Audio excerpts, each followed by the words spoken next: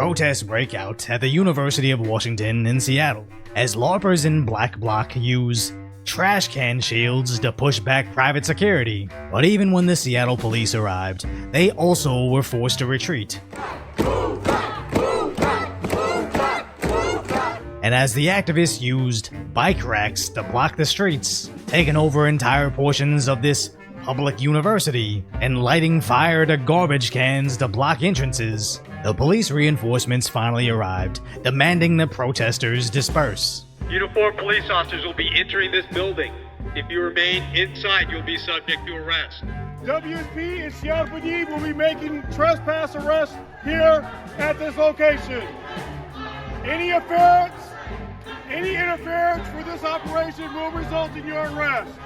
To which their makeshift barricades were only a minor inconvenience, as they entered the university to dismantle their occupied protest and make several arrests.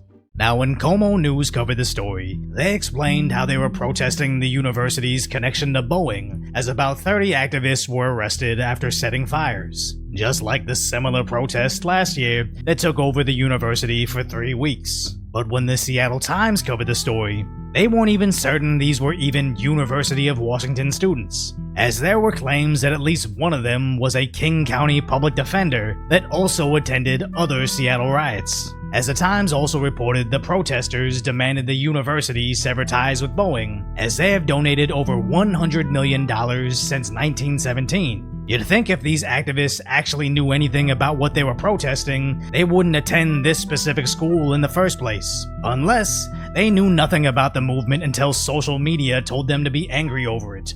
Or they don't even go to the university. And I believe it's probably a mixture of both points, as these idiots are just LARPing with their black masks and umbrellas, thinking they can stop entire militaries by stacking up trash on a sidewalk, where they did the same actions for the same reasons last year and accomplished absolutely nothing. But for some reason, they believe maybe this year, with fewer people and even less political pull, maybe this time their trash can chants will actually stop the war. But unfortunately for them, they are officially in the find out phase of their movement. As remember last year, Columbia University had similar protests, where they shut down sections of the school to wear their masks and shout their slogans, then break out into dances, as somehow this was going to stop the war overseas. And eventually there were mass arrests, though usually those charges were quickly dropped by the New York DAs. But fast forward to today, the feds are actually revoking their visas, as a member of the same movement that just took over the University of Washington was detained, with the Trump administration announcing, "We give you a student visa to study and get a degree, not to become a social activist that tears up the campus, and every time he finds one of these lunatics,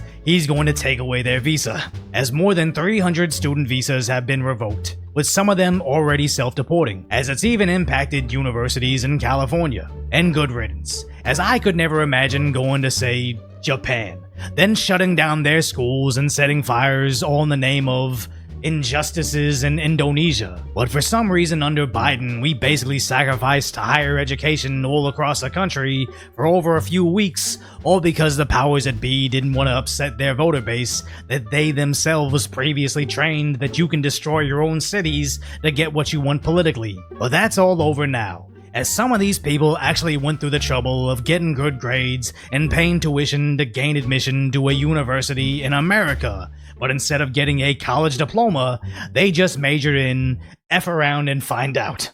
So if you appreciate my concise, light-hearted commentary on the tragic status that is today's reality, hopefully I've earned your subscription, then go check out the video on how the union protests in Los Angeles are also about to backfire.